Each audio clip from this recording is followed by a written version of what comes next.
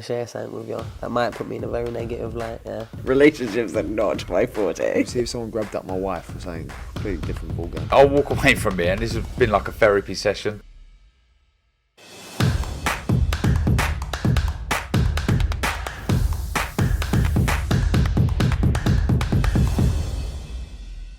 Oscar Bevis, IFL TV, proudly sponsored by Everlast here in Wickham. Raven Chapman joins me. Thank you for giving me some of your time today. How are you? That's all right, thanks, Oscar. I'm really good, thanks. How you doing? It's good to see you. Yeah, I'm good. I'm always welcome down here. So, thanks for giving me some of your time, like I said. Let's jump straight in because there's a lot to talk about from last time out. A massive event. Before we talk about that specifically, I remember when I came here last time and you were talking about the offers you had and who was looking to sign you, etc.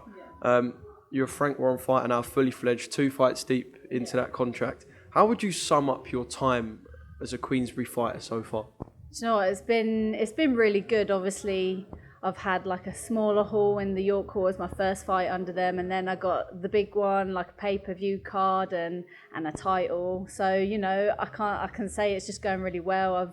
I've had a really great time with them. They've looked after me really well. They've made sure, I've got everything I need and showing that they respect me as a fighter and admire me as part of their team. And so I couldn't wish for anything more than that, really. And I feel like I'm being well looked after, and they've got my best interests in heart, and they want me to succeed and get to where I want to be. And that's what you want with the team behind you. You want them to have the same goals and be the ones that are going to get you there, so you can achieve those goals. And I think they're showing that they're behind me all the way, and they're going to help me get there. And you are the poster girl. You are Queensbury's sole female fighter as well. So in that sense, I suppose the focus for them when it comes to female fighting is solely on you. Whereas if you look at Boxer and Matchroom doing loads for female boxing, but I suppose over there you would be you're a fish in a pond. With Queensbury, you are the poster girl. Yeah, which is, it was a big draw for me to do that, and sort of, everyone knows Frank's not massively keen on women's boxing, but I know, he's getting there, and I know he's a fan of mine, and he likes me and likes what I'm doing, and the 2 fights I've had for Queensbury, he's been very happy with. So in that sense, I'm doing my part there, and sort of bringing him round to it. And he might not like all of women's boxing, but at the moment he likes me, so that's a good thing. I'm on his stable, so as long as I'm keeping him happy, Queensbury happy, it's that's what's important. And being the leading female in that sense and showing what we can do. Right, let's get the inside scoop on this Nando's with Amanda Serrano, right? We'll talk about how mad that whole sort of week was, fighting on a pay-per-view card, like you said. But this Nando's with Amanda Serrano, talk to me. Can we get some of the inside stuff? What was it? Say a gentleman's agreement, a women's agreement that you two will fight, or something along those lines? Yeah, obviously, like you're saying, that whole week was pretty crazy, especially for me. I remember the first time you came down and did that interview, we were saying, we want Serrano, we want Amanda. That's the ultimate goal. So to be able to meet her in the flesh and get to speak to her, talk to her over a meal, it was crazy. And the team were amazing. Like she said, I've got a new bestie now. They were so humbling to be around, so positive to talk to. And, just the fact that I'd been respectful was why they wanted to give me the time as well. So, that meant a lot in the fact that they appreciated how I was being. I wasn't going in that sense and trying to go, I'll fight you, I'll fucking knock you out, or I was being, it'd be an honour to fight you in the ring one day, and so because of that, that's why I ended up getting to have that experience. And over our Nando's, we sort of said, in maybe a year, 18 months time, I can fight her for all the belts when she's collected them all. She'll make it easy for me to fight for them all in one night instead. So it was amazing, and hopefully we'll be going over to New York sometime next year just to train together, and they can show us some of the New York delicacies. Brilliant, the magic of a Nando's. So about the week, did you kind of pinch yourself at any point? I know obviously you knew this was the stage that you would get to, and you know you belong here. But did you ever pinch yourself looking around and thinking, this is a pay-per-view event, I'm on a card with two fighters who at the top of the bill are really at the peak of this whole sport? We're talking, you're fighting to become mandatory and to become number one for the world heavyweight title. Did you ever look around and just pinch yourself at any point? Yeah, massively, because obviously because of the event there were so many big names in like the boxing world there as well, and like just looking around and being in the same room as all these people who have made it, been and done something already. It was crazy. It was almost like an out-of-body experience. Like I was in it and I was kind of relaxed and enjoying and soaking it all in, but at the same time looking outside in, you're thinking, this is nuts. Like this whole week has just been completely mental, like best week ever kind of thing. And we just made some great contacts, got to meet some boxers that I love to watch and have grown up seeing. So it was just an amazing time, and definitely quite a few pinch myself moments, but me and the team, we loved it and just made sure that we sort of got to speak to everyone, and people knew who we were. They knew like Team Raven had arrived and they wanted to speak to us as well, so that was amazing as well. And then it was just I can't explain it anymore. It was just like a great time, and to be involved in it and to be part of that show was amazing. And you've done the business in the ring as well, which is obviously the most important thing. Picked up your first strap as well. She's been around Jorgelina Granini. She's been in with a fair few fighters, some who've kind of gone all the way. So I suppose she is, as well as the fact you've picked up a title, she is one of them fighters you'd consider like a measuring stick as to where you are. And to have done that in your fourth fight, I suppose you walked out pretty happy with the way it had all gone. Yeah, definitely. I was happy. It was great to get 8 good rounds under my belt as well. As much as I'd like to have got her out there in that second round, it was good that that didn't happen, or they didn't count touchdown and stuff like that. So, and she was tough. She was really tough and durable, and I knew she was always dangerous. Even when I had her backed up on the ropes, she was always swinging in with shots, and it put me.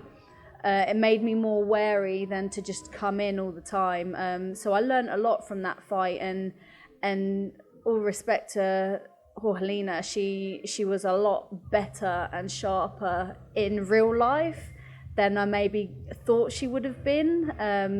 Even though I knew her credentials, I know she's given Ellie a really hard fight, had beat Stevie and stuff, but I don't think I didn't think she was going to be as good, as sharp and as great a mover as she actually was. So to get the chance to fight her, she's former world champion, all of that, she was a perfect test for me and a great learning fight as well, because I took so much back, because there's so much that I could have done in that fight and that we'd worked on in the gym that I didn't do.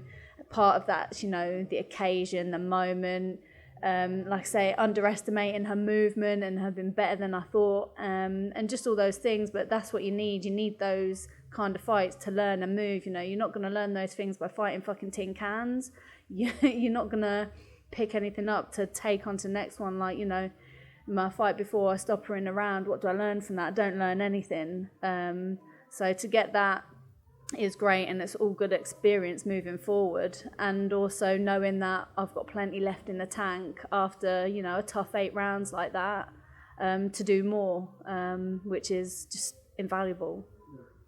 Now we move on to crypto card or something along those lines. Something completely new, I suppose. Crypto card, I don't know, whatever. But you're going to the Middle East to fight. Yeah, I don't know. All I know is that everyone keeps calling it the crypto card, right? But you're going to be going out to the Middle East to fight. I know some of the young Queensbury talent are on there as well. And another experience that you can kind of tick off the list, and you are fighting on the same week as Floyd Mayweather as well, which is going to be absolutely mad. Yeah, it's going to be crazy. Again, being with Queensbury and stuff, after this last fight with Dranini, I was sort of thinking, I really do hope I'm out again before the end of the year. And I didn't expect it to be so soon afterwards, and let alone in Dubai. So to be able to get out again so soon, straight back into training camp, you know, I feel sharp and ready already. And just having that whole change of environment. I don't know much about the crypto stuff. So in that sense, I don't know, but you know, to be able to get out again and get some more rounds under my belt and more experiences, meeting more people, I'll get to fight on the Saturday night and then I'll get to enjoy watching Mayweather on the Sunday, you know, so that's absolutely, you know, that's something I've always wanted to do. So that's another sort of bucket list thing ticked off, getting to watch Mayweather, as much as it'll probably be a bit of a farce, let's be honest, but it's something to experience. So yeah, couldn't be any happier. And you know, I've never been to Dubai. It's not somewhere I choose to go to. So having someone pay for me to go there, I'm like, yeah, cool, why not? I get a punch up. Let's go. And you get to tick somewhere off on the way, like you said. Are you going to be defending your belt out there? I know that the WBC do have a crypto belt, actually, which I know, I think maybe Henry Turner or someone might be fighting for. Are you going to be defending your WBC belt out there?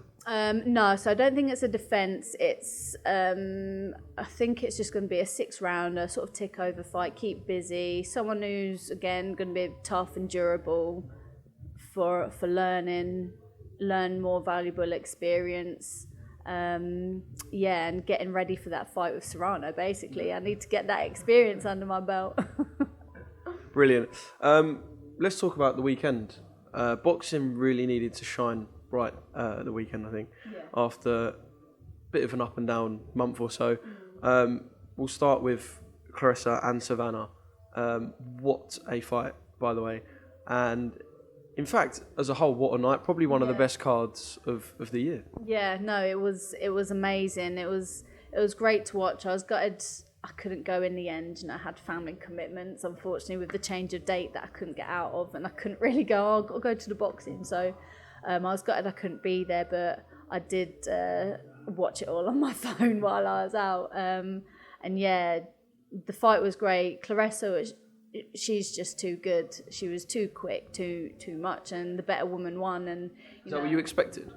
No, do you know, I really was rooting for Savannah. You know, she's the home girl. Clarissa can talk a lot, you know, and sometimes it gets under your skin. But she showed that she is the talk. Do you know what I mean? And I think that's the typical, like, you know, Americans are very, like, gobby compared to the British boxers. Such a contrast of personality. Yeah, like, proper contrast. So I think in that sense, you know, she backed up the talk at the end of the day. And yeah, she was just too good for Savannah. I also don't think that was Savannah at her best. I don't know if the occasion might have got to her or something like that, but I definitely have seen Savannah better than that. Or was it just that Carissa was too good? It made her look not great. But yeah, I think all due respect to them both. And yeah, it was the right woman won. Do you think it could be one of them where, because, especially around their weight class, they are kind of the sole two fighters that, I'm trying to word this respectfully, I mean, Peter Fury said it himself, he said, realistically, the rest of the division is so miles off of them two. Do you think we kind of need a situation where them two perhaps have a rematch and then a trilogy? Do we need this to be built into a long-standing rivalry that continues over the years? Yeah, I think in most weight divisions it's important for that, but you know, it's quite clear in the women's level boxing at the moment that there are the levels of tier, and you know, you had Savannah and Clarissa up there on the top tier in their weight division. So yeah, you'd want to see the rematch, and hopefully you'd see it. I felt like Savannah was playing a lot into Clarissa's cards that night, and not using the advantages in her reach and stuff, and actually Clarissa looked like the stronger of the two, whereas you'd think it would be the other way around. So I think they'd have learned a lot from that to take back, but they are the two best in that division, so I'd be very surprised if they wouldn't have the rematch or a trilogy in that. But then there's other girls in that weight sort of coming through that you never know might get up there and be on that level as well. That adds another dimension to it, but that's only something that time will tell at the moment. But yeah, I think they'll definitely be having that rematch. And just on Michaela Mayer and Alicia Baumgartner, which side did you sit when the final bell went? Who did you think won that fight? So originally I was saying I thought Gardner was going to be too strong for Maya, and I backed her. But on the night, like I say, it was hard. I was watching it on my phone, kind of like doing family stuff and watching it. Yeah, so, but from what I saw, I thought Maya had won. I thought Gardner definitely won the first 3 rounds, and then it just looked like Maya started to outbox her, in my opinion. It was tight, though. I don't think you could argue either way, and it comes down to what you prefer in styles, you know, the work rate and boxing of Maya, or the slicker counter punching, one shots and clean shots from Gardner. So again, it's just a clash of styles and which one you prefer. But from what I watched, I thought Maya sort of started pulling away after the 3 or 4 rounds and sort of setting it. But everyone sees it different. That's why boxing is so subjective, isn't it? But I genuinely don't think you could argue with the decision either way.